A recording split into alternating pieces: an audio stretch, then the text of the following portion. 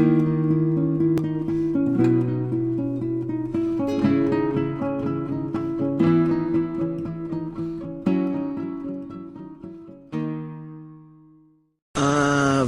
Hello, everyone. Welcome to Rob's Rogues and the BatmanUniverse.net. Today, we're taking a look at a very large figure and a very long figure. Wide, I guess, also. It is the Batman Arkham Knight Man-Bat figure from DC Collectibles. And the thing that I love about this Man-Bat that I was hoping was going to happen is the same thing that happened with the Man-Bat from the Batman animated series. And that is that they decided to make the animated series Man-Bat the same price as a standard action figure. So if you pay $25 for the Batman animated series Robin figure, or Batgirl, or Mr. Freeze, or the Joker, whoever it is, it's $25. Even though the Tim Drake version is really small and it's less plastic, it's $25. And then you have on the other side, or $22, $21, depending on where you're shopping at. And then on the other side, you have Man-Bat, that's a very big figure, is also $25. So Man-Bat wasn't listed as a deluxe figure. I think a Killer Croc, Clayface is going to be listed as a deluxe figure, so he'll probably be a little bit more expensive. So what I'm getting to is when they announced the next wave of the Arkham figures that Man-Bat was in there, I was really hoping, please don't let Man-Bat be a deluxe figure, because just by the size of this, he could clearly easily be a deluxe figure all on his own, just because of how big he is. And they have him listed as a standard figure, which I think is absolutely perfect, and it's great. So I think the height might be the issue for the deluxe, even though he's got a wider wingspan here.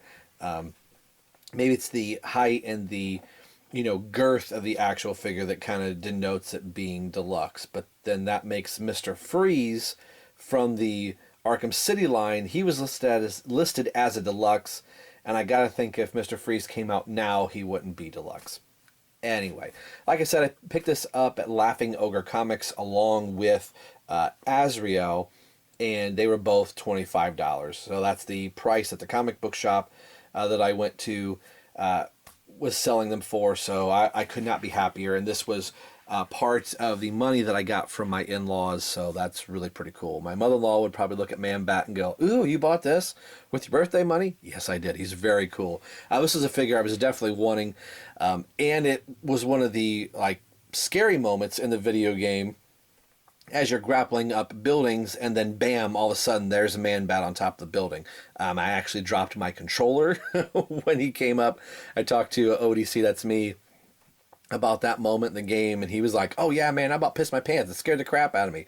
Was not expecting. It was a definite fun moment in the video game. I love the look of this Man-Bat. He's creepy and weird looking, which I think even made me hope that they were going to do a figure of Man-Bat. And that was something that ODC and I were saying as we were playing the game, like, we want figures of every single character. This by far is one of my favorite lines, the Arkham Knight line. I've liked every single figure in this series, and to know that we're getting a Oracle Batgirl 2-pack just makes me so happy. Alright, I'm kind of going off the reservation here. Let's bring it back to Man-Bat. There is the side artwork of Man-Bat in the computer wire armature design of Man-Bat. Pretty cool. This is figure 11. There are the other figures in the set is Azrael, Professor Pig, Man-Bat, and Red Hood.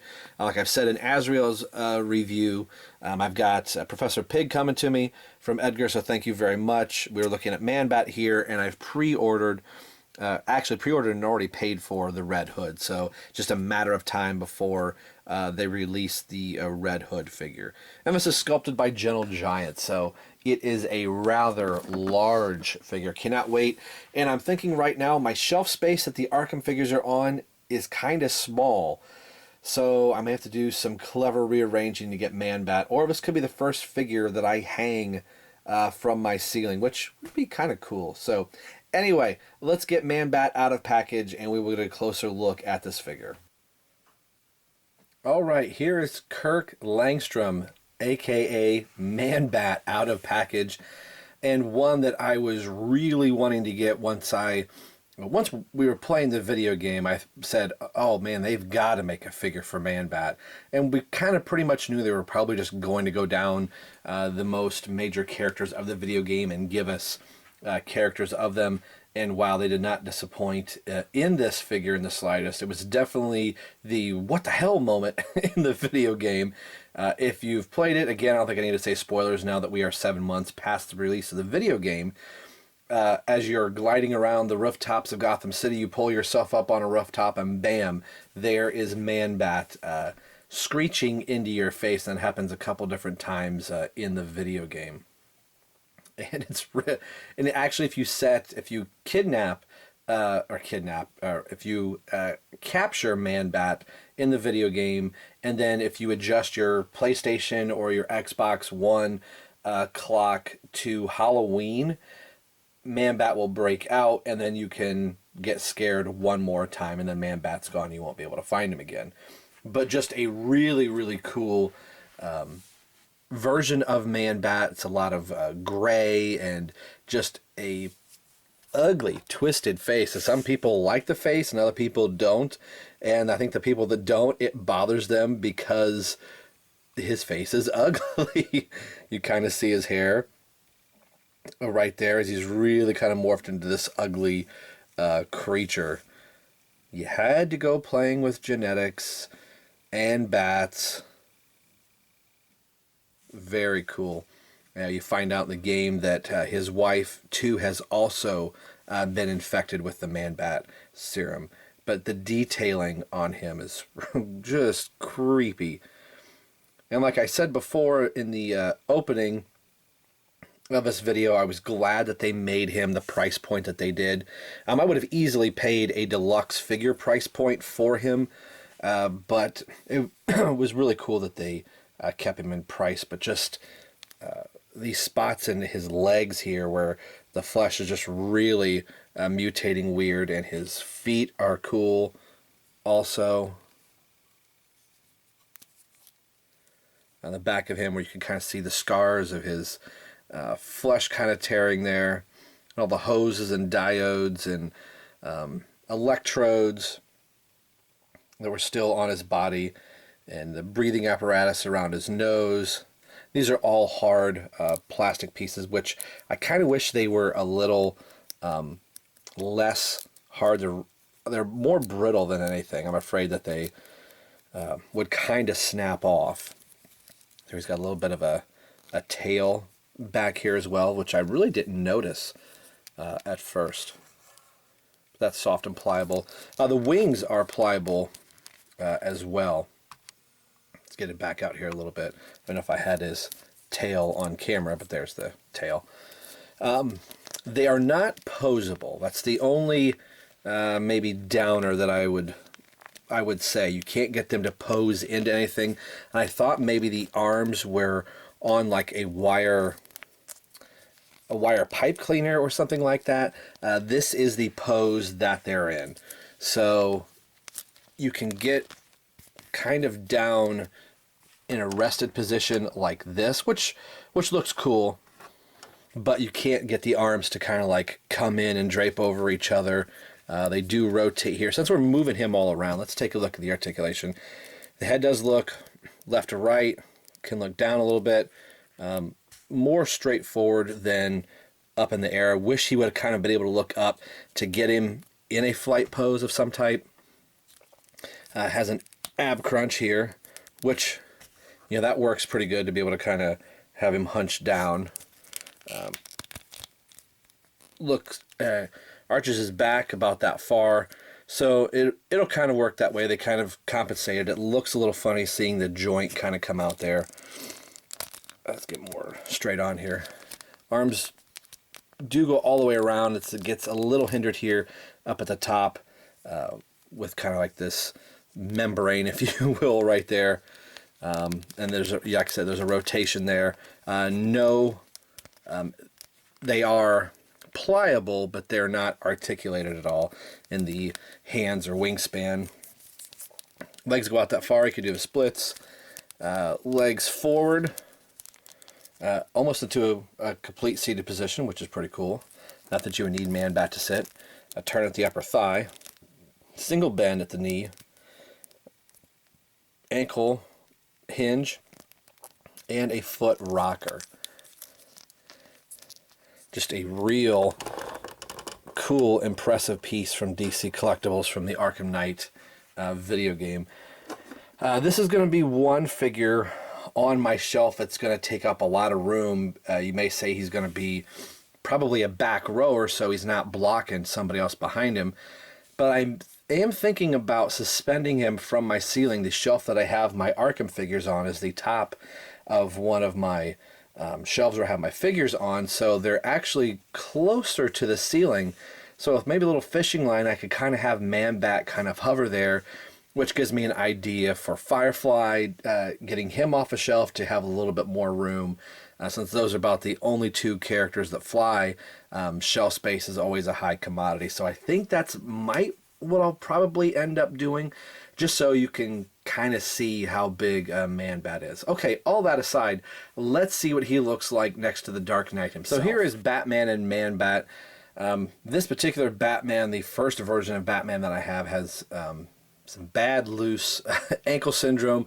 Man-Bat is kind of that way, I think, just due to the extra weight that he has and how big his feet are, trying to get him positioned just right so he doesn't topple over. Once you get him standing, he's fine, but this is the Batman that's kind of a little hingy in spots, which I'm kind of glad that I do have two other versions of Batman, so this is kind of just my review Batman. Anyway, we don't care about that, Rob.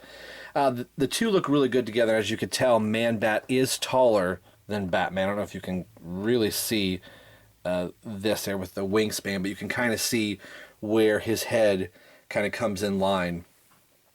And Man-Bat is about a head taller than Batman. Just due to the way that the camera is shooting it, the way I have it framed here, it's giving the appearance that Batman is taller because he's in front of the camera. But if I were to do a straight line coming out from here, Man-Bat is taller than Batman. It's roughly just a little bit taller than the tips of his ears. And obviously a heck of a lot wider. Just a really, really cool, impressive figure. And I said in the beginning of the video, I was really happy that they made a Man-Bat in the animated series line of figures and that he was at the normal price point. So that had my hopes really high for a Man-Bat in the Arkham universe, that it was going to be the same price point and the same width. And I believe, if my memory serves me correct, I don't have the animated series Man-Bat, but I believe the two are roughly the same size and height and width. So very, very cool figure. As one of my friends would say, only a face a mother could really, really love. Final thoughts on Man-Bat.